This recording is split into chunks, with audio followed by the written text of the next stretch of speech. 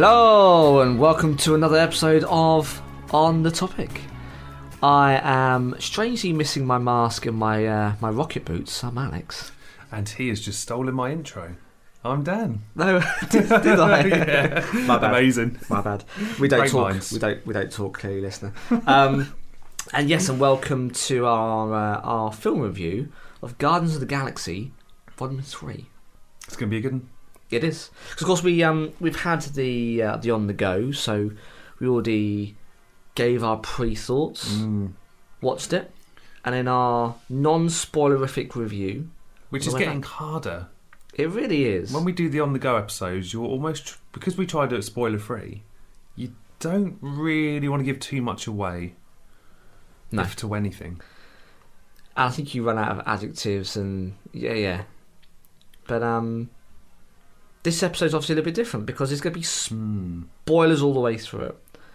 So I think, Dan, that I can mean only one of two things. We're dusting off the spoiler klaxon. Or we're going to upset some people, but it's probably going to be the first one. Well, you know, if they're not listening to the spoiler klaxon, it's their own fault. That's your own fault. If you're still here after that klaxon rings, listener, it's on you. It is. Let's have a listen. There we go. You've been warned. It's on. But before we get into the nitty gritty and we give the breakdown and the Easter eggs and how it's performing and reviews, because that's usually how we progress. What's been up to, Dan, since we've last? It's only been a week. It has. We've been quite spoiled. Yeah, we did our birthday episode. It's a good one.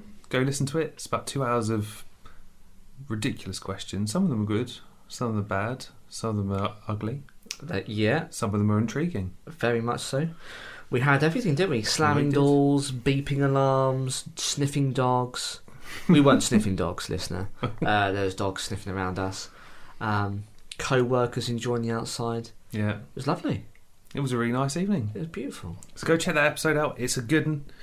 And actually, what I was going to say was, Dan, actually, very quickly, I've also put on a poll on our WordPress about crisps. I was doing a bit of AMSR and crunching away. It was a very fine triple cooked crisps of some description. Yeah. Kettle chip-esque. Sweet chili. They were lovely. Very good. But they're nothing like the ham and mustard delights, which are my favourites. So if you don't know what we're talking about, go over to our WordPress. We'll give the contact details at the end of the show, but how to contact us and where to go to our WordPress and go have a look at our bonus content that's on there. But yeah, sorry. What have you been up to? Had a couple of pints, didn't we? So I woke up on Friday, and maybe this is an age thing. I didn't feel hungover. That's not the right word, but I felt a bit gripey. Gripey? Usually when someone does a gripe, they've got some complaints, some description. Did you have some complaints? Well, I just felt a bit, don't know, not hungover, just a bit like... out of sorts? Oof, yeah. Oh, right. Felt like I'd had a heavy night. Oh. But without the headache. Because you had a couple of pints. Yeah. But then you did have some high percentages, didn't you? Only 5%. Only? Each. Yeah. Wow. But hey, it's fine. Watched the penultimate episode of season 3 of Ted Lasso this week. Okay.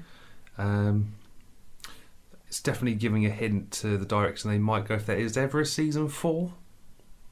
But unconfirmed as the time of the recording? Unconfirmed. Okay. Very good episode though. Definitely made me nearly cry a few times. Which is not hard if we've ascertained over the years. No, apparently not. And I took my cat Quill to the vets today. That wasn't very fun. We now have trust issues. And of course, if you've never heard me talk about my cat Quill before, he is named after the famous Star-Lord. The legendary Star-Lord. Peter Quill. Indeed. He's a bit of an idiot like him anyway. So. Oh dear. But is he on the mend? He's okay. It was just an annual checkup. Okay. A couple of jabs. And he's all healthy. He's all good. Good. We don't want him getting sick, but obviously he doesn't understand that we're doing it for his benefit. And he doesn't like us very much at the moment.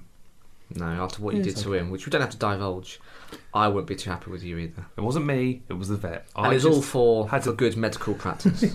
I want to make sure we don't get any complaints from any PETA fans or otherwise. Look, if you have to hold your cat down while the vet sticks a thermometer up its bum. Well, I did say we didn't have to talk about it, but you just went there. But yes. So it wasn't me, no. It was the vet. No. Blame it on the vet. But All for good reason. All for good reason. What about you, Alex? What have you been up to? Not sticking things up cats' bums, that's for sure. Don't spill your tea everywhere. By the way, listener, we are in the same room. I've got this lovely room redecorated. Hopefully it's better sound effects. And I don't want tea on the walls because they're recently painted white. Or over you. I'm fine with me, just not my lovely white walls. No. Yeah, nothing to do with cats. Not an awful lot, Dan. Just, we usually have busy weeks anyway, what with family shenanigans. So Yeah. just getting ready for holiday. So when you guys hopefully listen to this, and if I edit it properly and schedule it correctly, and Dan does the social media properly, Oh, always. in which case then it will be, at the time of recording, I'll be hopefully in Madrid enjoying some sangrias. Lovely. It should be beautiful. And it's be a bit worrying because we actually go live, don't we, at 9 o'clock in the morning on a Friday, but Yeah. I'm sure it's 5 o'clock somewhere Pending on how quickly... Oh, he's nearly Yeah, dropped his iPad. on the red wine. So I say, pending on the distribution by Anchor. Sometimes a little bit delayed on your favourite podcast platform, but it's okay. We're always going to be there eventually. You'll get there eventually. But yeah, just getting ready for Spain. So yeah, looking forward to it. Sounds like you're in for a good time. Hopefully, I'll be practicing my honours, my por favors. Cerveza. What's that? Beer. Is it That's the important one, yeah. cerveza? Cerveza. Por favor. Mm. Una. Una cerveza. Is it una? Yeah, Una cerveza, por favor. exactly. But you can't just have one. Dua? Oh, I No, don't that's know. Italian. I wasn't very good at Spanish. I never took Spanish lessons. No. I did French. I got a C. I Don't know how. Did a little bit of German as well, up until GCSEs. Same. Stayed on, and then I went back to French. Found it was the easier of the two, Hmm. in my opinion. But hey, shout out to both our French and German lessons because we have them. Yeah, we do. Yeah. Hello, bonjour, guten tag. There you Wherever go. you are. Perfect. So enough about languages. Let's get into the episode, shall we? Let's do it. Guardians of the Galaxy Volume 3. Was this going to be our saviour of Phase 5? Because we went into... I certainly went into this film, and I've been very honest since Guardians of the Galaxy Volume 2 and the lead up to this one, quite disappointed in the franchise. Guardians of the Galaxy Volume 1 was great. Brilliant, unique, and in its own right, a fantastic film. Guardians of the Galaxy Volume 2 was a pile of crap. A steaming pile of turd. I didn't enjoy it. The jokes weren't particularly funny, and I thought the storyline was very weak. I think Ego was a bit of a poor villain, in my opinion. Yeah, I mean, look, if you're going to continue with the whole kind of family complexity and I hate my dad thing, it's got to be more than just what that was. And I guess the question is, it's already been done in Star Wars. So where have you got to go if your dad's not the big bad and it's the big reveal? Kind of already been done. Yeah. So I was a bit disappointed in that one. Yeah, I wasn't overly excited about venturing into the third outing. However, this one I think has saved Phase 5 and proves, I think, to Kevin Feige that people haven't got Marvel fatigue. They're not willing to put up with lackluster films. And I think, sadly, that's what we've seen for the last probably, 2 or 3 years? I mean, Phase 4 has its ups and downs. I mean, there are some phenomenal things on Phase 4, in my opinion, but sometimes the quality lacks because there's too much quantity. Yes. For sure. And I think Guardians proves that if you go for quality over quantity, actually, you're going to get something very good. Something very special. And we did get some feedback from our listeners. Oh, perfect. So we'll talk about those at the end. Good. Okay. So, the stars: Chris Pratt, Zoe Saldana, Dave Bautista, Karen Gillan, Pom Klementieff, Vin Diesel, Bradley Cooper, Will Poulter, Sean Gunn. Anyone I haven't added? Chukwudi Iwuji. Oh, is he... Again, here we are mincing people's names, so going to get cancelled soon. Is that the High Evolutionary? Yes. He's a fantastic actor. He's so good. Linda Cardellini as Lila. Okay, yeah. You got Nathan Fillion as Master Kaja, who was the... security guard guy, wasn't he? Yeah. Sylvester Stallone as an honourable mention. He was. And Elizabeth Debicki as Aisha, the gold woman. Yes. If you haven't seen it yet, or if you have seen it and you weren't even aware of it, it's now 150 minutes long. Brilliant. Budget 250 million. It was. And currently, I had to update my notes when we were downstairs, Alex. It had gone up at the time of me writing my notes. It is currently raked in $667.7 million. That is insane. And we were marking off air, actually, off recording, that is already surpassed Ant-Man Quantumania. So I think that was nestling around the 400 mark when we were doing our review. So it probably took in maybe another 80 million or so, but no way has it got anywhere like this. And is that worldwide? That's not domestic. Worldwide. Yeah. Also, it's got a world record. Has it? It has. So fun fact, with over 22,500 pieces of prosthetics, facial hair pieces and wigs, Guardians of the Galaxy Volume 3 snatched the world record away from 2000's live action How the Grinch Stole Christmas. Oh.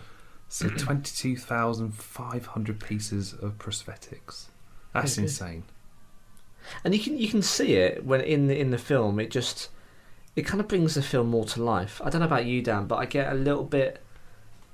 There is a disconnect with all the CGI, and I know that you look at The Mandalorian, which is great, and great direction, great storyline, but you kind of feel aloof from the story. Whereas I think in Guardians, because they're there, there's a physicality, and you can see them in the proximity of the other characters.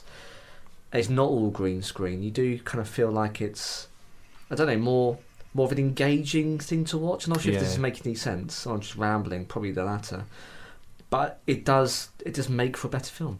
Oh yeah, definitely. I think, personally. It's like Jurassic Park, isn't it? And we've talked about it, where the dinosaurs were, sort of puppets. Yeah. Essentially. It holds up so much better than something that's made by CGI. No, I agree. Have you ever watched did you ever watch the 1995 film Power Rangers? Yeah. If you watch it now, that CGI is absolutely honking. It's terrible. It's really bad. I don't think I'm inclined to. Yeah, don't bother. Don't revisit it. Ivan Ooze is particularly a bad villain. So. I seem to recall it wasn't a bad film, or is it? I mean, I was looking at 1995 Alex's Eyes then. It was quite a good film. So I was 10. But the CGI is just so bad. When the Zords come together and it just looks, really computerised. It doesn't look real. There you go. Got it from Dan. When did you watch it? Well, recently? No, it was just something that sort of came to my memory. Oh. Must have watched it sort of in recent years to remember that. But okay. Yeah. Also, it was this film. Scott, going back to Guardians of the Galaxy. Yes. Directed and written by James Gunn. Gunn confirmed in September 2019 that he intended Volume 3 to be his last Guardians film, which he later reaffirmed in 2021. So, well, of course, between those statements, we had a little bit of some problems. He got fired for some statements he made many, many years ago on, I think it was Twitter, wasn't it? Yeah. And of course, what happens on the internet stays on the internet. It does. But most learned. Most of the cast nearly walked out, and I believe this isn't in my notes, but I recall as I was sort of doing my research for this, Bradley Cooper got offered the job to direct it, and he turned it down. He said, "I just couldn't imagine directing another person's film." Yeah, which is understandable. No, it is. But he came back. He came back. And now he's off to DC to reboot things and have a good time. Basically, be Kevin Feige. Yeah.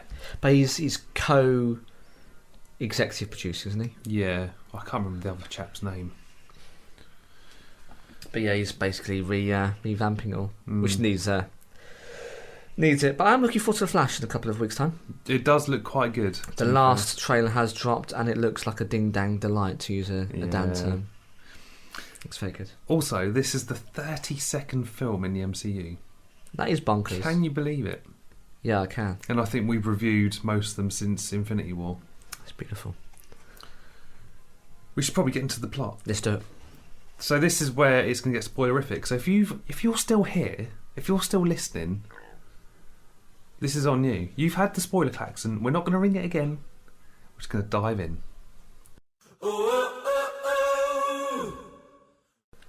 Here we go. So at their new headquarters of nowhere, the Guardians of the Galaxy are attacked by Adam Warlock, a sovereign warrior created by the High Priestess Aisha. And of course, we saw a little bit of him at the end of Guardians of the Galaxy Volume 2. Yeah, he was in like a cocoon. At the post-credit scene. Wasn't it? Yeah, it was. Yeah. Teased. Adam comes in, he overpowers them and critically wounds Rocket. And he is stabbed by Nebula and forced to flee. Now, I want to say this is a really... it's a sombre start to the film. But it's almost like taken like in one take, isn't it? As you're taken through nowhere, and you're seeing each of the characters going about their daily business, and they're all doing different things. And Rocket's already slipped into that leadership role. Quill's not even having a good time, is he? He's just in a bar. He's absolutely steaming, and of course he's helped to bed by Nebula. Which is, and I will come to the end when I speak about this. But for me, that's such a big thing to see Nebula doing that. And that character's come such a long way in 4 or 5 films. Arguably one of the best character arcs we've had in a long time. And the music's great. And it's going to be with a Guardians film, but I think it's such a unique start to the film. And then, it basically all goes a bit batshit. It does. Because he's flying through space and suddenly, boom. People are getting ripped to shreds. People are running to get guns. There's health packs being thrown around. But poor Rocket, he needs a bit of TLC. He looks like he's going to cark it. And this is the only thing I appreciate. I keep going with segues. I need to shut up. But what I will say here is, I think the marketing for this film was absolutely on point. Because from the very beginning, we all think that Rocket, this is it. We know it's Rocket's story. He's had a very sad story, but we almost they didn't say it, but they almost said, "Guys, you better get a tissue ready because this guy, he's not going to be sticking around." It's a bit of a red herring, I think. Again, well played though. Yeah, very well played. I mean, I did sort of look at the trailers, especially when the first one dropped. I thought, no, it's too obvious. But someone's got to die, and we sort of theorised walking over to cinema who could possibly die. Yeah. And you know what? No one does, which is the biggest curveball James Gunn could have ever thrown us. But it was perfect, and I don't feel cheated. No, I just think that was perfect marketing and really good storytelling to be able to kind of pull the rug from under us, and we're still standing. Yeah, and that's the key there. And I think they've done such an amazing job because everyone went in there going, "This is Rocket's story. It's the end of the story tale, and he's the real protagonist." Yeah, I can hear Portsmouth Cathedral in the background now. Hopefully you can hear that, guys. I've got the window open, the sun is shining, got some birds in the background. It's a lovely day. Seagulls, where are they at? One will plonk itself on the roof opposite and it will start barking. It's a shite hawk. So the Guardians are unable to tend to Rocket's wounds due to a kill switch made by the company Augur Corp embedded in him. They travel to Augur Corp's headquarters to find the override code. It's an ugly looking place, isn't it? Because it's horrible. It's a living entity, isn't it? Yeah, it's like a massive set of intestines or something. It's quite gross. It is genuinely quite disturbing. Pulsating, moving, flesh-coloured, floating city made out of organic matter. And it's quite disgusting. This is where it starts to pull on the heartstrings.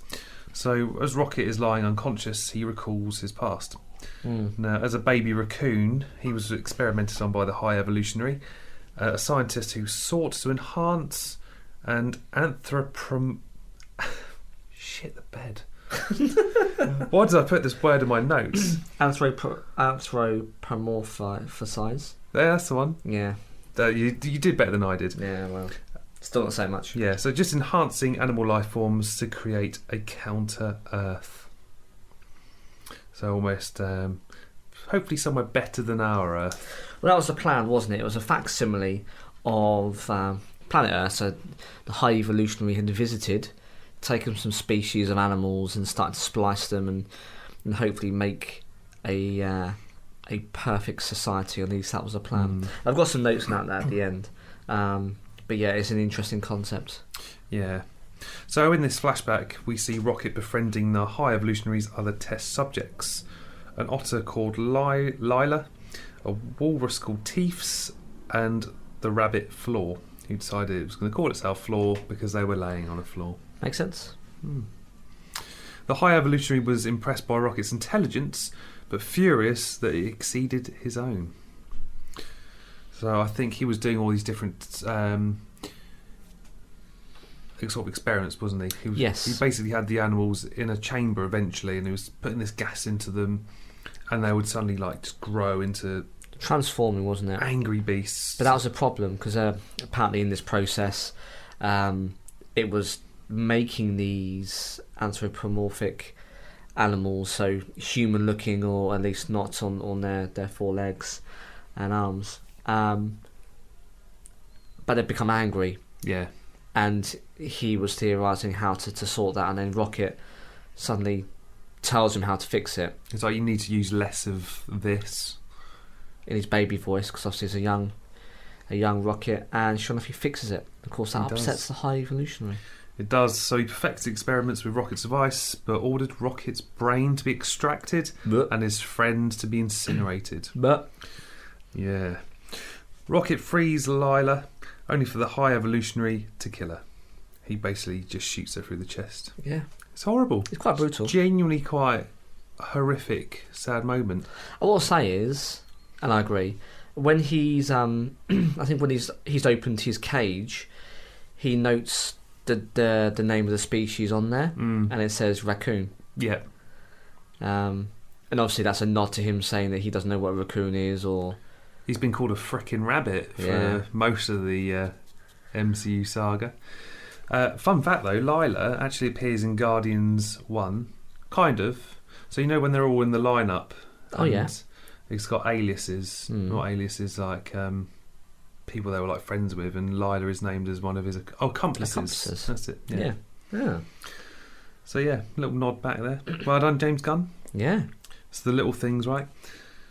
Rocket mauls the High Evolutionary and shot his guards, but Teefs and Floor were killed in the chaos. Brown bread.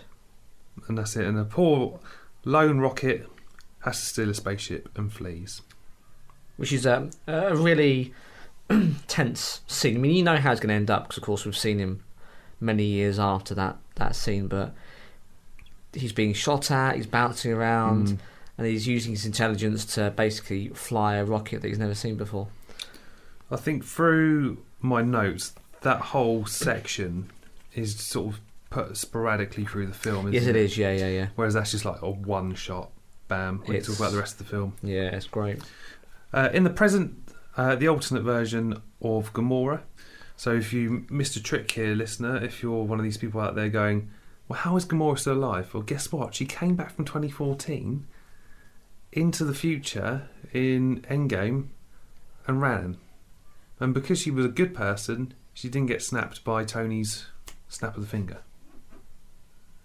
And that's why she's still here. Hang on. Because she's a good person, she didn't get... She essentially didn't fight in the war with Thanos, did she? She helped Nebula. Oh, I see, yeah. Okay. That makes sense. Yes, because... Okay, the penny's dropping. Because Thanos pulled in that version of Gamora to help, but she ends up not doing so. But when the re-snapping happens, not just returns everyone else, the whole army ends up becoming dust. Makes sense. Yeah. And that's why she's still here. Because I've seen on social media people going, oh, but why is Gamora still around? Well, that's why. Because she did not partake in that genocide. No. Did I mention she's joined the Ravagers? Yes. And helps the Guardians infiltrate OrgCorp. They retrieve Rocket's file, but discover that the code has been removed. The group speculates that Theo, one of the High Evolutionary advisors, has it, and they depart for Counter-Earth. Now, this is another scene where I thought someone was going to die. Yes. Because obviously, as they're trying to escape, they have a bust up with all the people in there. And Drax gets shot twice. And one of them's to the chest, and I thought, oh shit, this is it. Yeah. Big Dave's gone. Because he was one of the people that I theorised would die. But no, he's fine. He got out of it. He's alive. He did. He survived. And I think that's where, again, the marketing's so good. Actually, every twist and turn, you're like, is this it? Is this it? Yeah. Because they've all said they're done. Saldana said she's done. I wanted to just talk about Theo for a sec. Because you know who plays Theo? Is not the guy that plays Ned, is it? Not In Ned. Spider-Man, no. No. Because he looks a little bit like him. This guy is in Superstore. Oh, shit! Yeah, Yes, and Matteo. Matteo. Yeah. It never clicked. He's quality. That's awesome. I need to look up his name because he's a fantastic actor. I'll find it. But yeah, it's him. And he's So good. He's such an awkward character, but yeah, he's a great actor. And I thought he was a perfect casting. So I really enjoyed that one. Again, spot on. So, I mean, the casting and it was just a perfect one there. Yeah. Oh, wow. There you Good go. eye. There you go. That's the sort of thing my missus would pick out and be like, Yeah. oh, that's thingy from such and such. And I'd be like, is it? I'm not- yeah. I'm not usually that good, to be fair, but I think he's quite distinctive as an individual. And I love Superstore. I mean, we talked about it during COVID. Yeah. Superstore's phenomenal. I watched all those, was it 6 seasons in the end or 7? I think it was 7. I haven't seen the final season. Get it done. It just never released onto Netflix. Yes. Oh, it's on there now? Yeah, it's on there. Well, I bet Go I'll watch it. then. No, it's really good. It's a bit 'Cause it's bittersweet. It's sort of set sort of during COVID as well. They sort of made Yes. real life Yeah. into art. Yeah, good stuff.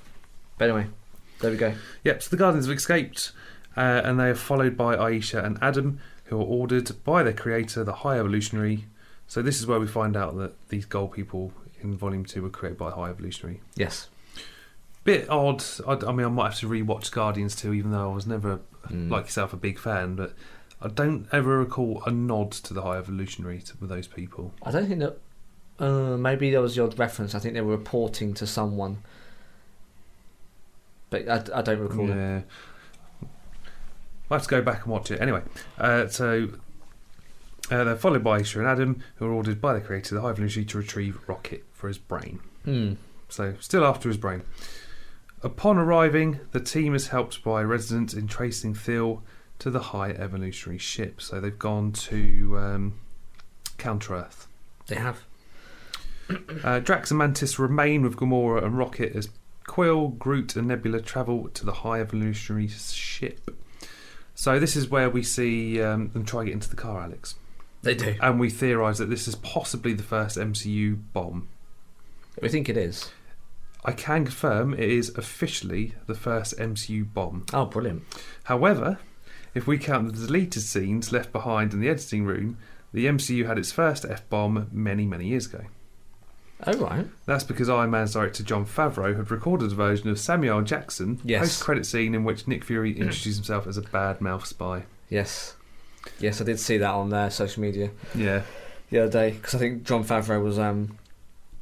he was on some talk show and he was surprised because he was talking about how he'd done these cuts. He must have been promoting Mando. And yeah, he'd said, oh, I don't think anyone's seen it. And they said, oh, no, we've got it here. And sure enough, yeah, it's a very good one. You get the sly grin from Samuel Jackson after he says it. He knows what he's doing. I haven't seen it. Oh, it's really good. I'll have to check it out. It's got to be out there. YouTube? It's on YouTube. Let me drop a little clip right here. I am Iron Man. You think you're the only superhero in the world? Who the hell are you? I'd like to talk to you about a business opportunity. Who the hell are you? Nick Fury, mother... Too kind. Thank you. Thank you for that. You're welcome. So our listeners get to hear that as well. Nebula is forced to wait outside by the guards as Quill and Groot board. Drax and Mantis pursue Quill's group. Do Do you think, right? The two guards. This isn't a pop. Oh. The two guards. I think one was a pig. Yes, I think you're going with this. Go on. They look like the two henchmen from the Teenage Mutant Ninja Yes. Turtles. 100%. Bebop and Rocksteady. Yeah. 100%. Look like them. So good. And I think that's initially what came to mind. It's got to be a nod. I don't see how it's not. It didn't make my notes, but it was just a thought as we were talking. Yeah. And no, I was thinking while I was watching, I remember you saying the Warthog looks almost one for one if you're going to do like a modern day TMNT, which I think they're going to... Have you heard about that actually? You know, segues in this. Apologies, guys, but you know the drill now. We don't stick to the script. They're making...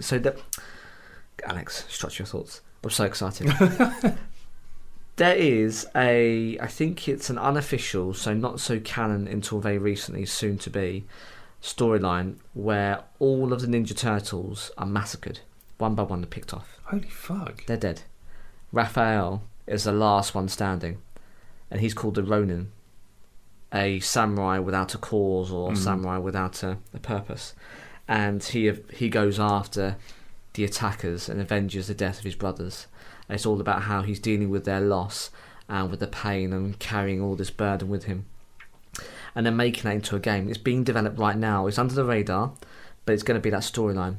But they're saying, and again it's too early days, but they're saying that you'll be able to wield all the weaponry of your fallen brothers. That's cool. Because he's kept hold of them, and they're and as you go through, and you'll be able to wield, you know, like, I don't know, the katanas, bad example, but the bow staff, which is Leonardo's. Yeah, I probably got it wrong. It's been a while. It will unlock like the background, and that part of that story is a flashback, and you'll be able to then use all of those weapons, almost like a God of War type game. That's awesome. It sounds what an idea, bloody brilliant. So I'm really looking forward to it. Bebop Rocksteady, 100%. The High Evolutionary initiates his destruction and planned recreation of Counter-Earth, which kills all life on the planet, including Aisha. Quite savagely, because actually it's not the planet that blows up, it's the people. Yeah. I mean, these are literally animals that look like humans. Yep. Is that it again? Yeah. It's quite horrific. It is, because just suddenly all these poor people are just, puff, exploding. So as his ship enters orbit, Quill and Groot leap off and kill Thil, retrieving the code from him. It's quite brutal. Oh, it's great. It's great because Quill basically spears him off the ship. Yeah. And as they're falling, Groot comes in, suddenly grows like these like wings. Yeah. Just go with it. They glide in, and Thil just hits the floor, skims, and they just like tear the sort of computer thing off his head. It's really cool. What a moment. That was great. Gamora arrives with their ship to rescue them, while Nebula, Mantis and Drax board the High Evolutionary ship to rescue the now absent Quill and Groot. Don't. They've crossed paths. They have. Cross streams. It was quite fun actually watching Gamora trying to pilot the ship, because she is bouncing all around all over the place. But I think it is clever writing and not. A lot of films just assume at that point, and they get away with it, to go, oh, well, they're based in space, so they automatically know how to fly a spaceship, even though they've never done it. Let's talk about Quantumania for a moment. Go on. So I rewatched this at the weekend, my other half, and Hank, you know, they go into that ship, and he just puts his hands in the gel, and that's it. He knows how to drive it. Just like that. I know. Whereas it's been more thought about by James Gunn. I think so. Is a Gamora from 2014 really going to know how to fly a spaceship in 2023? I mean, this is some 9 years later. Tech's evolved. Exactly, and even then, she still wouldn't necessarily have that experience, because she was never the pilot. She was always sat back with Quill. So, I think that's at least my memory serves me probably most incorrectly. But why would she have knowledge? And a lot of lazy writing just goes, they're spacefaring, they know how to traverse space in a spaceship. All spaceships work the same. Yeah. They don't. No. And I think that's... And I never really thought of it that way, Dan, but I guess that's really good script work and direction. I mean, same with Nebula when she tries to get into the car just before all this happens. Yeah. And this is where Quill says, get in the fucking car. Push down on it. What? Push it down. I am pushing down on it. Push the button. It looks like you're pushing the keyhole. The what? There's a button under the handle. Press that in. Okay. Now what? Open the door. That is a stupid design. And your instructions were very unclear. I mean, it's brilliant. It's great. It's genius. It's so good. As Quill's group attempts to access the code, Rocket flatlines and has a near-death experience where he reunites with Lila, Teefs and Floor. I mean, if you want something that's going to grab you by the nuts, and I shed a tear. Yank. Yeah. It really sort of grabs you. You cried for a dead otter. I did. And I think this is reminiscent of a number of different scenes throughout more recent MCU. If I think about Thor Love and Thunder Yeah. at the end, where Jane's sadly not with us. I mean, And everyone's there's- seen Love and Thunder by now, right? At this point. Is it worth seeing though, is a question. I mean, it's a mid-level MCU film. It's a jaunt with a misstep with Christian Bale, who's phenomenal but wildly underutilised. That's probably my summary of our review. But I'll pop it into the description below because we've got a roundup of that one as well. Yeah, we do. So there's a scene there where Thor effectively saves the day. Because is it Gore, the God Butcherer? Yeah. He's like, oh my god, this is beautiful. And he's like, no, you're not going to kill like the universe. Just stand down, man. You go be with your sadly your dead child. And goodbye, Jane, because I can't save you either. And then, of course, there's the Thanos and young Gamora scene at the end of Endgame. Yeah. Where he's on that plane of existence where they're both dead. I guess you've got Black Widow and you've got Hawkeye who are in that situation. So they keep on nodding to this scenario where they can still kind of say their final goodbyes on some plane of existence, and we just got two animals having a weird kiss. It's very Harry Potter-esque. You know, when Harry hugs it. It's very much like that. Yeah, where he's talking to Dumbledore. I mean, it's very weird that an old man wants to speak to a young boy. in yeah, I don't. That still leaves me a little bit uncomfortable. I don't know why. Yeah. Because it's not suggestive. I don't think it's suggestive. Perhaps we're just tarnished by modern society, which clearly is in the gutter. Rolf Harris died this week. Moving on. Good. Yep. Sorry, where were we? So yes, a sad moment. You shed a sad tear. moment. I did too. It was very sad. Lila tells him that his time has not come yet, as Quill uses the code to disable the kill switch and save Rocket's life. Yes. Really cool moment, because as he starts to come round, like the coding starts to go really quick. But yeah, it's one of those moments that really sort of grabbed you. He's like, I'm not going to let him die. Yeah. And like Nebula's like, no, you have to let him go. Is that not But doing of it? course, he's back to life. It's beautiful. There we go. Nebula, Mantis and Drax come across hundreds of imprisoned humanoid children on the high evolutionary ship before being captured. Yep, They all look like clones. they do. Could do with a good wash. Indeed. Quill's group sets out to rescue the three who are placed in a chamber with monstrous obelisks. Similar to the one that appeared in the beginning in Volume 2. As the opening with the music and yeah.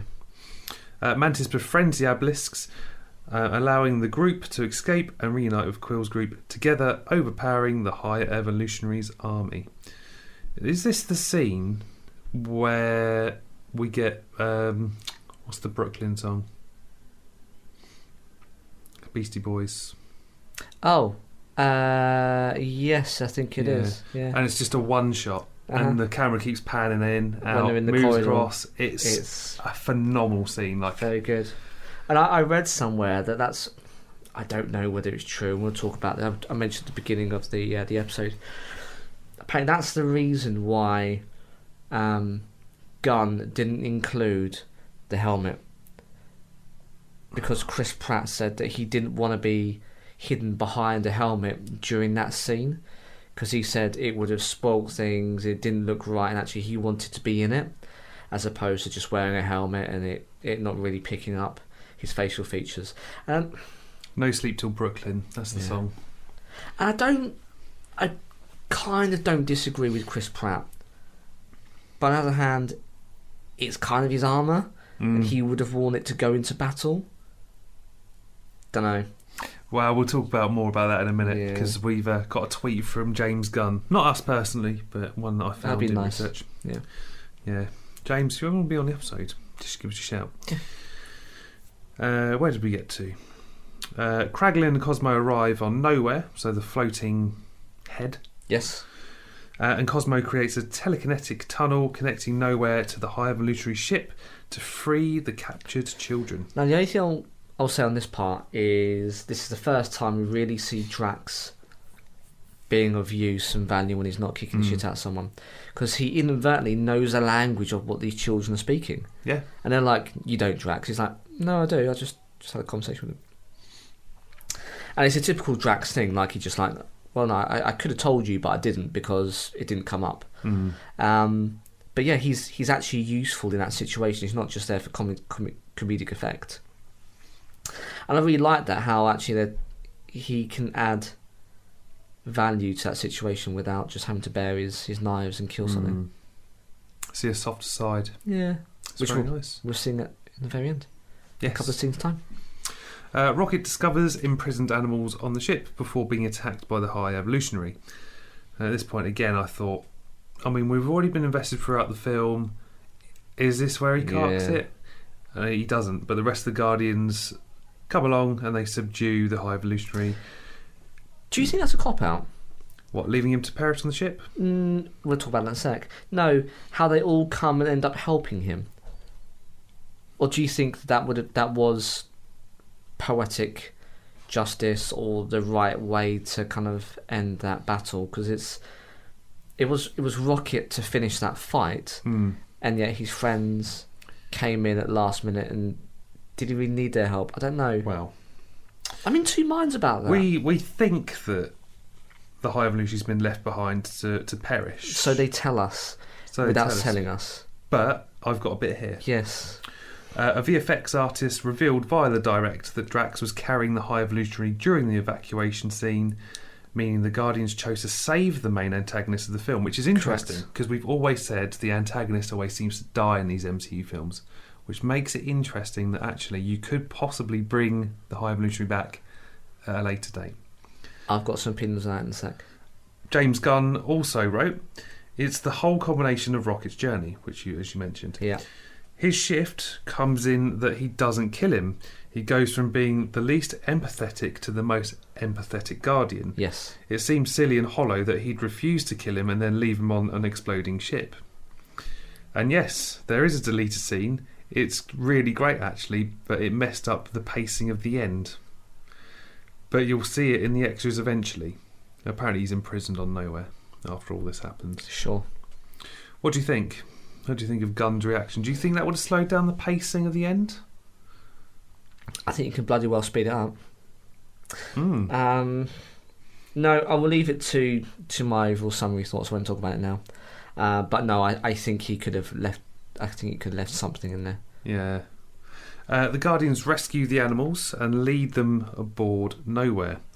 Quill nearly dies trying to grab his MP3 player, trying to cross over, but is saved by Adam in what is like that art painting of the two fingers. Yeah. Who had a change of heart before being saved by Groot. Now this is interesting. James Gunn's take on the helmet and the rocket boots. Yeah. It's in his drawer in Nowhere, he's tweeted. It had to get out of there. He had to get out of there fast, as you know.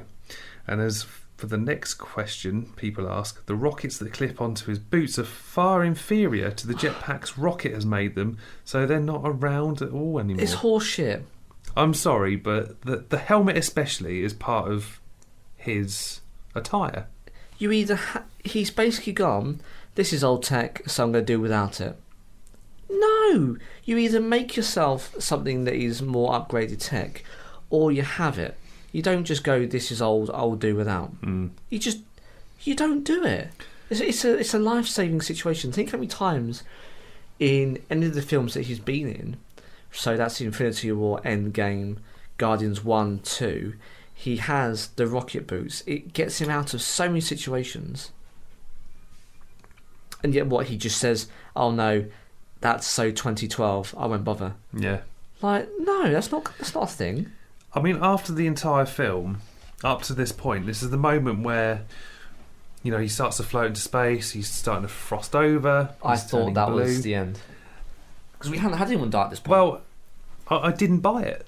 And I'll tell you why I didn't buy it. It just didn't feel like this is the only part of the film which didn't quite sort of sit right with me. I thought, well, we've gone through this entire film. I don't quite understand why this is being shoehorned in, all because of an MP3 player. Unless it leads somewhere. Because that would have been the perfect opportunity, sorry Chris Pratt, but to kill him off, and then you hand over formally the lead, because there is no one else, to another member. But instead he's like, no, I'm going to go and visit my granddad. Yeah. Which is fine. You could do that, and opens the doors to other adventures elsewhere, on his own, or mixing other franchises, fine. But I think it would have made better, and perhaps that's what's happened. Gunn filmed probably a scene where he does cark it, and it probably didn't resonate well with whatever he was making, so he actually changed it up. I don't know. It didn't. You're right. It didn't make sense. So in the aftermath, Quill leaves the Guardians, bestowing the captaincy to Rocket before leaving for Earth to reunite with his grandfather Jason, as mentioned. Mantis embarks on a journey of self-discovery with the Abelisks, and Gamora reunites with the Ravagers, and Nebula and Drax remain on Nowhere to raise the rescued children. Roll credits.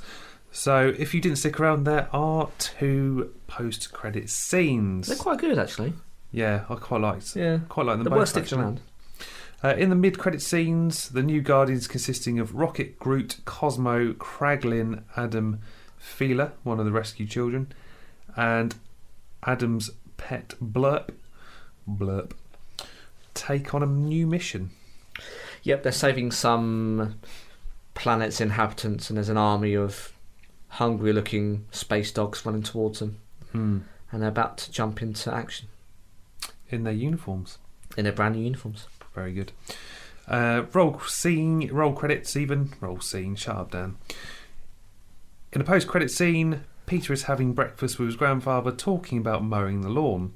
The scene closes with the title stating, "The legendary Star-Lord will return." Indeed. What do you reckon? Film? Series? Be a cameo. You reckon? Yeah. It's got to be Secret Wars, right? Probably. He's on Earth and they'll all get sucked in. I think so. I think most of the cast in this film are probably going to be joining the DC universe anyway. I think they have. And the only person interesting, I think, who hasn't announced that they don't want to do anymore is Chris Pratt. I haven't read that he's done. Or have you? No. We've got a little bit about the future in a minute, but we're going to talk about the critical response. Yes. Which is quite interesting. The review aggregator website, our favourite, Rotten Tomatoes, reported an approval rating of 82% based on 333 reviews. I've obviously been drinking wine from your mug, Alex. Mm-hmm. With an average rating of 7.2 out of 10. The site's critics' consensus reads, "A galactic group hug that might squeeze a little too tight on the heartstrings. The final Guardians of the Galaxy is a loving last hurrah for the MCU's most ragtag family." I think that's fair. Yeah. I mean, it doesn't get much better than that, to be honest. So The Independent found it was the best Marvel movie in years, as did Vox in a mixed review for The Guardian. Peter Bradshaw stated that Guardians of the Galaxy has reached the threequel stage, overlong, yes, and finally reaching for an importance or emotional closure. Yep. So, all right, we get some negatives. A negative review from NPR criticised the approach of cruelty to animals in the film, while the New York Times called it a dour, visually off-putting 2.5-hour American Society for the Prevention of Cruelty to Animals nightmare of a film that may only be for a completionist fan. And the Chicago Tribune, the most empty, brutal MCU movie yet. I just don't see it. I think that's the first time I've really disagreed with every one of those comments. I mean, I'm a pet owner. You heard that at the start of the episode. Yeah. It's not the first thing I thought about when I'm watching something of fiction. And I thought I read that PETA had actually endorsed it, saying actually it was very well thought of, and it wasn't a film that was glamorising violence against pets. It was actually saying actually this is bad and this is why it's bad and don't do it, etc. So I don't know if any of that stacks up. No. I don't get those negative reviews, but there's always one. Yeah. Or two, I seem to get a lot of negative reviews fed through my phone at the moment. When you sort of get the odd ping, and you get like the news flash and they give you an article. I seem to get a lot of them at the moment, particularly Ted Lasso. Oh, Ted, they've missed a mark, and I don't care. Get in the sea. I enjoy it. Exactly. Get in the sea. But the audience, Dan, you got any notes? No. 94%. Boom. General consensus with the viewers said taking the team in a darker direction without sacrificing heart or humour, Guardians of the Galaxy Volume 3 ends the trilogy on an entertaining high note. Spot on again. Yeah. Don't disagree. In the main, I think people liked it and the scores I think reflect it. Some facts, Dan? Yes. We love facts.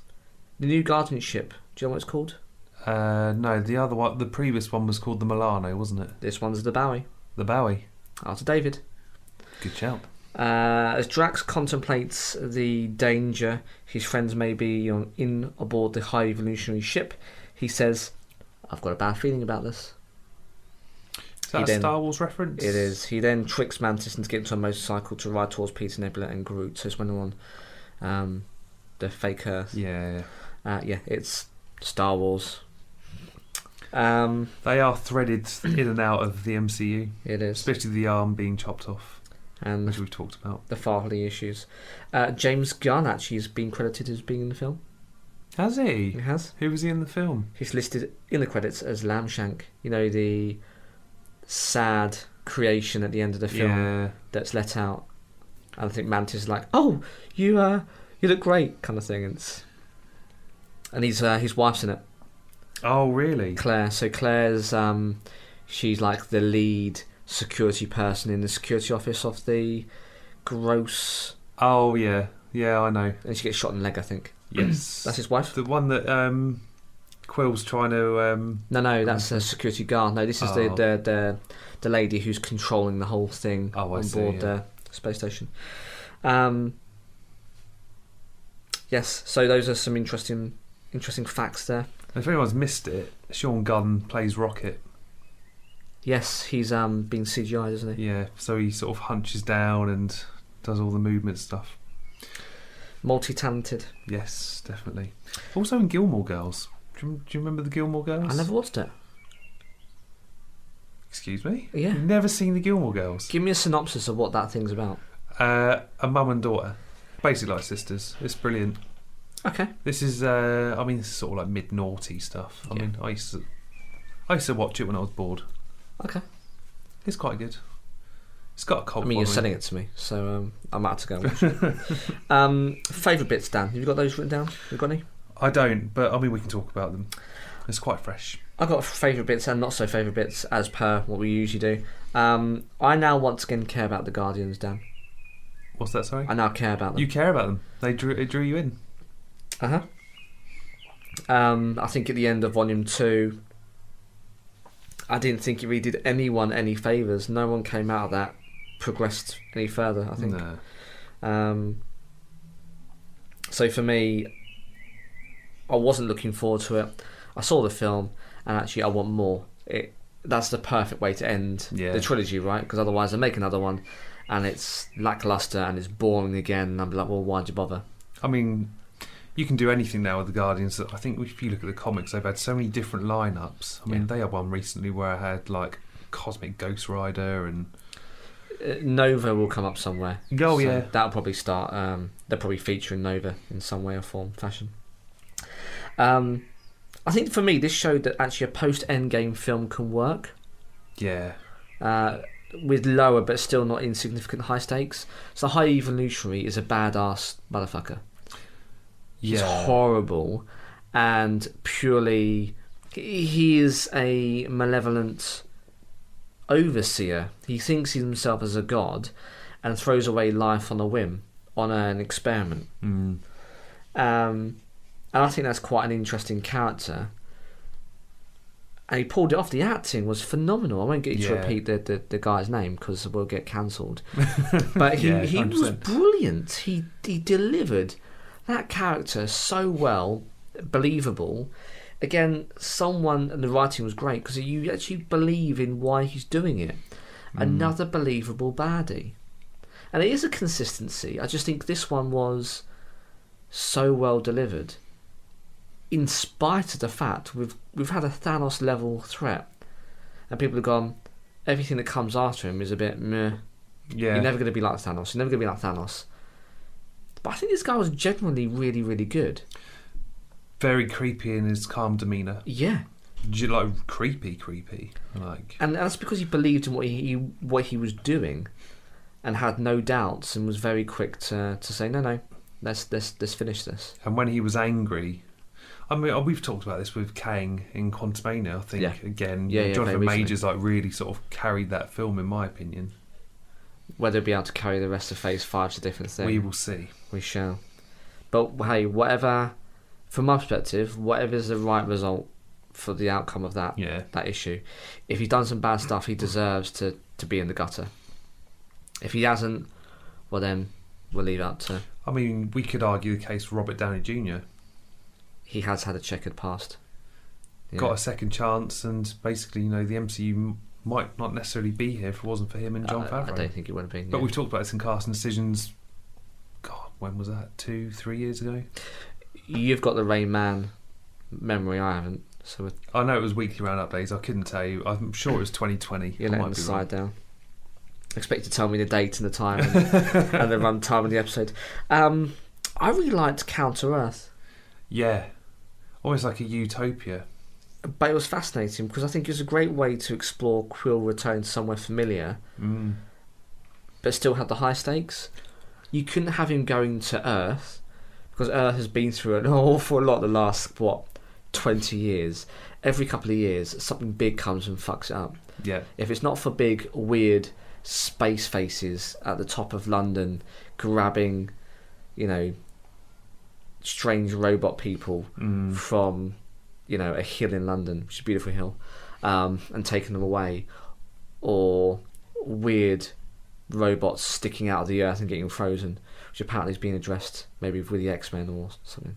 I mean, there's rumours. The theory is it's supposed to appear in Thunderbolts. Yeah, that's the rumour, but it's unconfirmed at the moment. They've got to do something. I only got addressed once since that happened in the Eternals, and that was She-Hulk, and that was it. Yeah, it's a newspaper or some news report. Other than that, no other references. Nada. Bizarre. But no, I really like the fact of actually you ticked off the familiarity with Star-Lord, but it ended up exploding. You just couldn't have that on obviously Real Earth because Real Earth's got too many protectors. So it was all the high stakes, but actually none of the real threat because do we care about this Counter-Earth? No, but the other thing that I found fascinating is when they go into one of the homes and you can see all the family pictures and stuff around. It looks like just a normal home, but of course it's got like the animals. It's genuinely quite fascinating. Yeah, quite jarring as well. I loved it. I thought it was really, really fascinating. Rocket's backstory.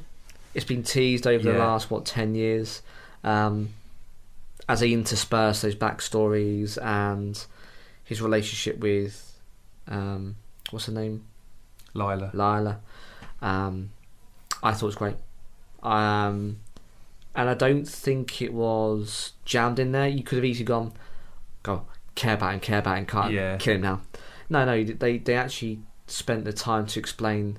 And actually, if you look back then at Guardians 1, you can kind of see why Rocket behaves the way he does. Yeah. I think in the second act, at the end of the second act, before they go into the final part of the film, and they all had that fallout in the club. Yeah, in nowhere. Him and Drax. And you can see why.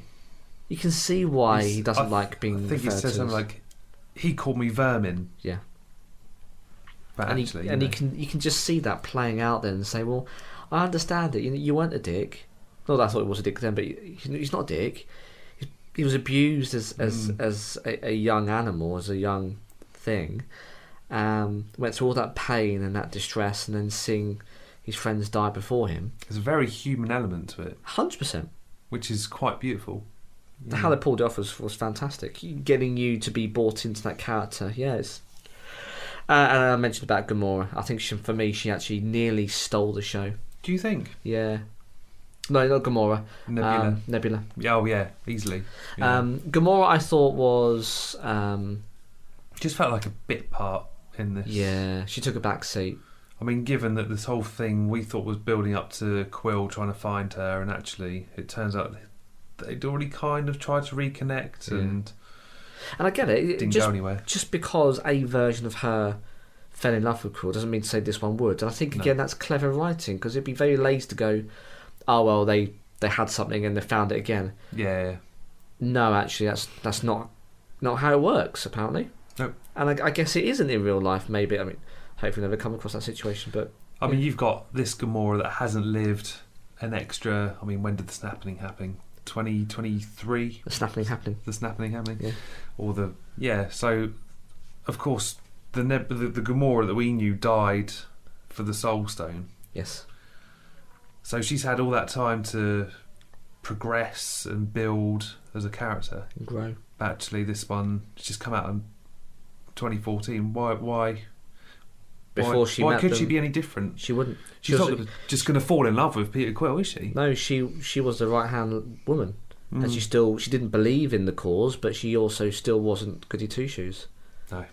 And didn't really care about her sister. Sorry, no, Nebula, I thought was phenomenal. I like the way they grunt at each other as well. Yeah. So, Shall we start greeting each other like that? We could do. I'm not sure how our relationship would fare, but we'll give it a go. As an experiment. But no, I thought to see her again from the earlier Guardians period, where she was there begrudgingly, she was the baddie, and then she kind of was there but only because she had to be, because she didn't have anywhere else to go, to now where she is at the beginning of the film carrying effectively the whole family, either figuratively or literally, and she's the glue. They all are together, but I kind of get the sense that they kind of don't know why they're together anymore. No, because they have all lost so much. But she's there going, no, I think we need this, and I need this. And then for her to continue throughout the rest of the film, and she's earned that place at the table. I think the real turning point for her was in Volume 2. I know we've both said, it's a film that we're not particularly keen on, but it's where she's so angry at Gamora. It's almost like this weight lifts off her shoulders when she says to Gamora, I just wanted you to be a sister. She's been tortured, pulled apart, put back together by Thanos, and actually she never had that love or care that she probably wanted from a sister. But that was a touching moment, and I think you're right, that was a turning point. But no, I think to where we end up with her then taking on that that motherly role on Nowhere, it's phenomenal. Yeah. Agreed. So good writing, as opposed to my grammar, which is poor. Very good writing. Not so good bits, Dan. I wanted more from one of the most powerful beings in the universe. The High Evolutionary. Adam. Oh, Adam, yeah. He can go toe to toe with most of the MCU and still win.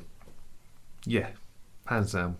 And yet he spends probably most of the film flying around space. Yeah. Underutilised. I mean, we'll probably see more of Will Poulter in the future, no doubt. But he just a bit of a bit part, I think. Definitely. It was like, here's Adam Warlock. We're just going to weave him in and out with the main antagonist.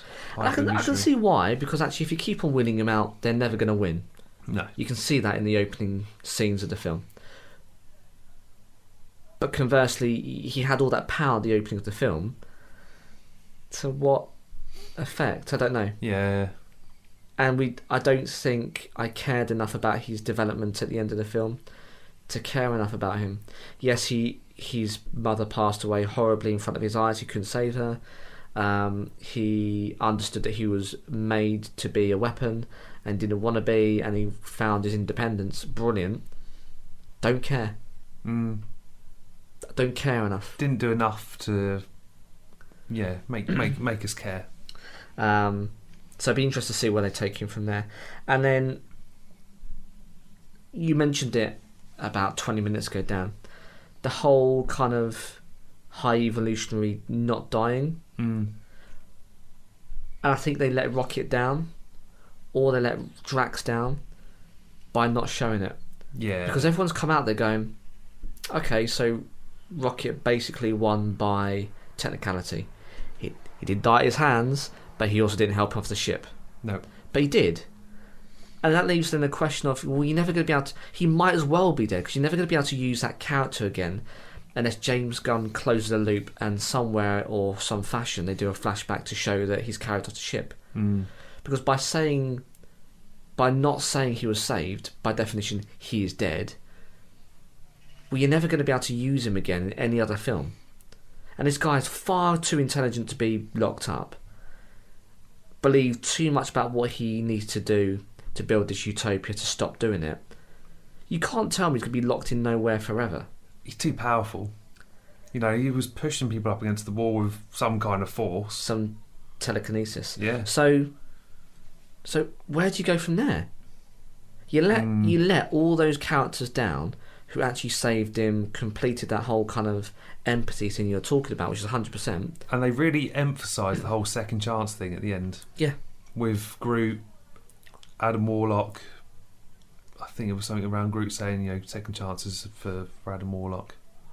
But for what? And I think that's the one thing I think they really screwed up in the writing, and maybe it was the cutting room floor where we will eventually see some version. Well, you mentioned about it anyway, but it didn't make any sense.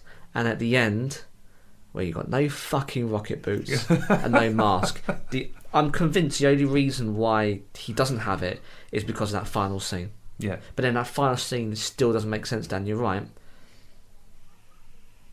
Why was he in that situation? And surely he should have died if he was in that situation. Yeah. He didn't need it. There was no need to have that peril at the end. For what cause? Apart from saying that Adam ended up on nowhere. That's really the only benefit to that scene. It was the only... again, this is one of the only scenes where I didn't feel like I was invested in it. I remember sort of going, really? Yeah. Okay. Because they hadn't done enough to... Because usually you get an inkling when something bad's going to happen for that character. They will draw it out throughout the film. And we didn't really get that. You can see it usually coming a mile off. And I don't think we've been pampered over the years. I think we can take a left field... Well, we did with Rocket in the beginning of the film. So I don't think we have had some kind of lazy writing. I think the whole way that it would have only worked is if he didn't have his tech with him. Yeah. I just don't fucking buy it that it's in a drawer or it's old tech, he doesn't want to be seen with it. That is horseshit. So I didn't like that. I thought it was odd, and I think that bit was particularly lazy just for a scene that still didn't make any sense. No. But in the grand scheme of things, my gripes with this film are significantly less than most, if not the last volume. I was going to say, it's just that final sequence I think was just my bugaboo, if I'm honest. But otherwise, I think it was an absolute triumph. It was so good. Phenomenal. So good. Brilliant film. Oh shit, sandwich, actually, another favourite moment was where Groot says, "I love you guys." And of course, it's not that... I'm not sure if we talked about this afterwards. I looked at you. I was like, he said it. He said it. But this isn't him saying those words. He hasn't learnt English. This is just us now understanding... We're part of the family. His language, yeah. It's brilliant. Again, it's smart. Phenomenal, smart writing again from James Gunn. Because we've gone through that whole journey with them, and it's only then are we now fully part of that family and now understand Groot. Arguably, I mean, we've been through a lot with that character. Why only now? But hey, it was a smart way to end that franchise as it currently stands. Yeah, just thought I'd put another positive in there just to I love round it off nicely. I love a shit sandwich. So a little bit on the future. Yeah. Gunn said in April 2017 that a fourth Guardians film could happen, though it would likely centre on a new group of characters since Gunn planned to conclude the story of the team of the previous films in Volume 3. Yeah. Understandable. So in July 21, Karen Gillan expressed her desire to continue playing Nebula after Volume 3. So she could be back. I'll be up for more Nebula. No, I agree. After, the positives we've got out of her story arc. Yeah. April 23, Zoe Saldana confirmed that Volume 3 would be the last time she portrays Gamora, but hoped Marvel would recast the role within the next generation of actors able to incarnate those characters, because she wishes for the character to stay. Okay. What do you think? I mean, you could get away with it with the makeup and stuff. Perhaps. But do we care enough now? She still died in Infinity War. The Gamora that we loved and knew, and so this one seems a bit more aloof. Is there anything to gain from resetting? I don't know. No, not too sure. And then, of course, finally, the following month, Pratt indicated his willingness to continue to play Peter Quill in the future if the right script came along. But of course, we know he is coming back. Yes. But we're theorising that perhaps it's just going to be Sequels. Secret Wars. It's got to be. Yeah. But I think they can have a different lineup of Guardians, and I think probably Feige's rubbing his hands at, again, a near $1 billion outing. Yeah. And with all the marketing and the franchise and the toys and then the streaming.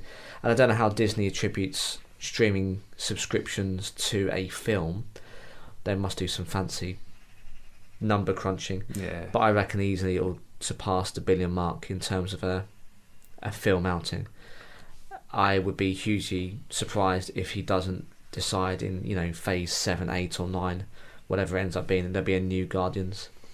I think Of Nova. It's going to be Nova, and it's going to be maybe a couple of familiar faces. I think it will all reboot after Secret Wars anyway. Yeah, I agree. I think we've talked about the theory before. Secret Wars 2015, if you read the comics, an incursion happens and then it just sort of resets the Marvel Universe. It's going to happen because, I think Feige would be stupid not to bring back someone different for Captain America or Tony Stark. I think those storylines, they would have been absent then for about 15 years maybe. Yeah. It's time to revisit. Yeah. We haven't had enough of those characters. That rounds up our part. Brilliant. On to the listener.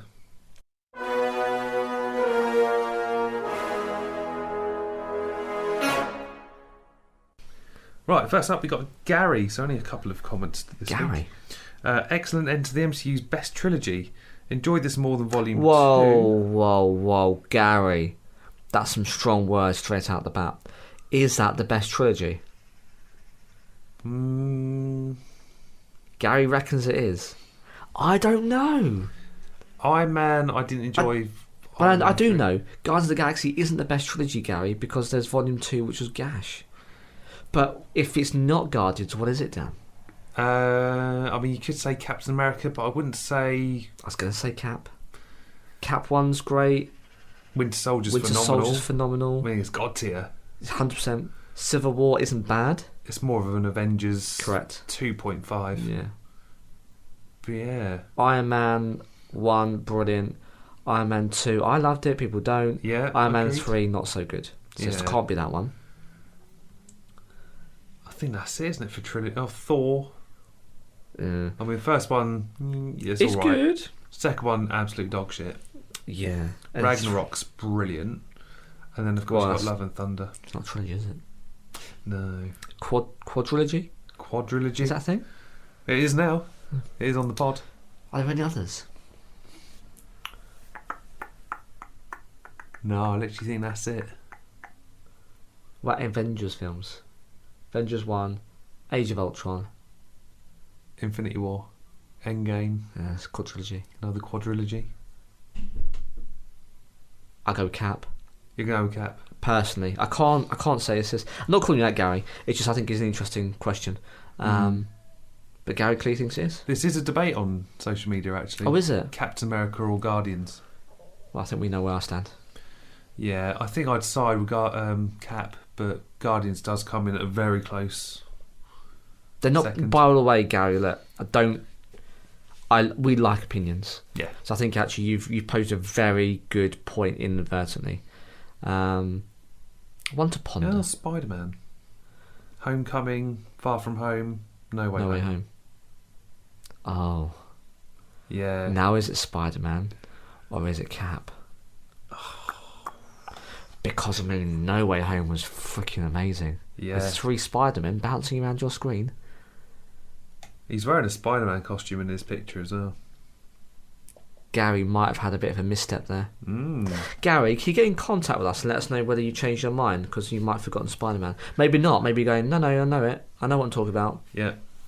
Let us know, Gary. And guys, let us know if you have any other thoughts on that particular debate. But thank you still for posing that point. But that wasn't your main point, actually, was it? No, we've sidestepped a little bit. Sorry, Gary. I loved it. Enjoyed this more than Volume 2, but not quite as much as the first film. Okay. An emotional roller coaster where you're laughing and crying in equal measure. Yeah, good. Don't disagree with that at all. We've got Aaron. He said, Guardians of the Galaxy 3 is fucking incredible. James Gunn has made a masterpiece. Fucking fantastic. Amaze boobs. Epic. Yep. Can we start using that? Amaze boobs? It's not going to be my catchphrase. It doesn't really fit with us, does it? It's not on brand. When you've created such things as a ding dang delight, or shooty bang bang, I think that's a step down. For us. Time relevant, delicious podcast. Yeah. But no, great comments, and thank you guys for getting in contact. And again, we are still interested for any other views and opinions. So if you've yet to go and see it, I think we're going to be separately probably seeing it again in the cinemas. Yeah. We really enjoyed it. Let us know if you're going for the first time, if you've got any other thoughts or reflections. As I say, Gary, get in contact and let us know what your thoughts are on Spidey. Yeah. Be interested. I might reach out to him and be like... And if it isn't, why isn't it? Yeah. It's a good point. Yeah. But that is the end of that episode. Really enjoyed it. I love a good film review. Yes. If you're still here and you missed the buzzer and the klaxon, you're thinking, guys, just spoiled it for me. That's on you. You had the klaxon. Yeah. And that's it. As always. Even it be in the episode description saying, it's spoilerific. So, no one to blame but yourself. But that's that episode wrapped up. What have we got next? I think we were going to do something left field, weren't we? Cryptids? Let's have a look. Let's have a look at the list, Alex. Do you know what a cryptid is? No. That's why he looked at me with dead eyes. A cryptid is, I guess, strange mythical creatures. Oh, Chupacabra, okay. the Mothman, Abominable Snowman. We've sort those of things. Kind of looked at these things. We have in terms of folklore or conspiracy theories. But these are specifically to do with animals and strange animals. And actually, there's quite a few that we haven't actually touched. So maybe cryptids is one of them. Yeah, I think that might be a good one to dive into. The Black Knight, another left field one. That is an interesting concept. That is a little bit tinfoil hatty, but there's some compelling evidence. So if you don't know about the Black Knight, give it a cursory Google, because it is fascinating stuff. We need to do our annual What Grinds Your Gears. I've got a lot of things grinding my gears at the moment. I'm sure there'll be a lot that upsets me on my my holidays travelling. Certainly no e-scooters this year. No, have you noticed there's been a decline in e-scooters on the road? Yeah. Have you noticed them? Yeah, I certainly have noticed, because they're not pissing me off. Yeah. I wonder why that is.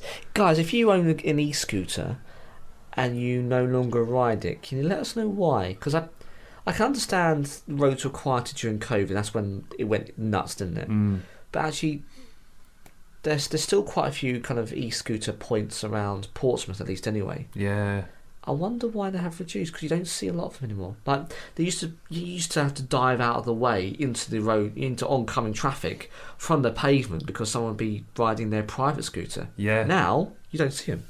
No. But you can't tell me that the police are cracking down, because they're even doing the jobs they're supposed to, because there's not that many of them. No. Let us know, guys. Yeah. Grinds our gears. Anything else? I mean, we've got a What whole those? entire list. Maybe we'll put something out on social media and see what people vote for. Yeah. It's a good shout. Well, we do still need to do a film review of John Wick 4, but I think we've missed the boat on that one at the cinema. Maybe when it's out on DVD. Go round to one of our houses, get some beers in. Yeah. Maybe we can do like a pubcast, but a live as it's happening. That'd be good. Yeah. We should do that. Do it. I know we've visited movie plot holes recently. Maybe we should do one on TV plot holes. Why not? My other half made a good point the other day. We were watching Buffy the Vampire Slayer. We had a nice little binge on Disney Plus, so you can get it on there. Anthony Head. Yeah. Oh, he's a great actor. He's in Ted Lasso as well. Is he? He owns West Ham. Oh. Very good. Yeah, very good actor. So she made a good point. Very versatile. So, you know vampires? Not personally. They obviously... Or do I? Or do I, Dan? Or do you? Yeah. Or are you one? Mm. But yeah. So when they're... That's me sucking blood. When they're doing it, if they've got no pulse, right? Here we go. Are they getting an erection? You just lowered the tone. I thought we managed to build it back up, but now we'll talk about boners. It's the what? But it's a fair. It was always going to take a left field in this podcast. Sorry, Mum and Dad, if you're listening. It's a fair point though. Yeah. It is biology. How do you do? We need to dive in. I think TV plot holes needs to happen sometime this summer. It. I don't like that. I like to anyway. You don't like. Just leave it there. I think there's something in that episode. We just won't talk about vampires and boners. I think we're going to have to. That's ultimately where this path is leading us down a very dark route. Yeah. But fine. Yes, let's do loopholes in TV shows. If you want to get in contact, we're on Facebook, Twitter, Instagram and TikTok at On The Topic Pod. We've got email. I'm trying not to laugh. On The Topic Podcast trying to keep at together. gmail.com. And Alex, we've got WordPress and YouTube. We're actually catching up on YouTube. Yeah, we're near there. A couple of weeks we're going to be up to date, yeah. WordPress, I say, we've got some bonus content on there. We've got some images from our chat GPT and the dark internet theory, or dead internet theory, sorry. Yeah, good episode. So there's some stuff on there. There's some post-birthday shenanigans with crisps on there as well. Go take a look. Go subscribe to our newsletter. It's onthetopicpodcast.wordpress.com. And we've got all of our back catalogue from the very first weekly roundup days to today. So go give it a look, go give it a read, and go give us some love. And yeah, YouTube, go subscribe, hit that notification bell, and when a new episode is live, all the way up to when we release in real time, it'll be on there. Be absolutely no excuse now not to be up to date with your lovely latest podcast delight, which is On Topic. Absolutely. If it's not, it's okay, but you should still love us anyway. Please. That rounds it up. It does. What a week. I mean, I don't know how I'm rounding this one up yet. I better let you close it. Oh. I need some inspiration. I'm fumbling with the door handle. I'm Alex. And I am petting some obelisks. What are they called? Obelisks. Obelisks, yeah. Befriending those. I've been Dan. And we'll see you next time.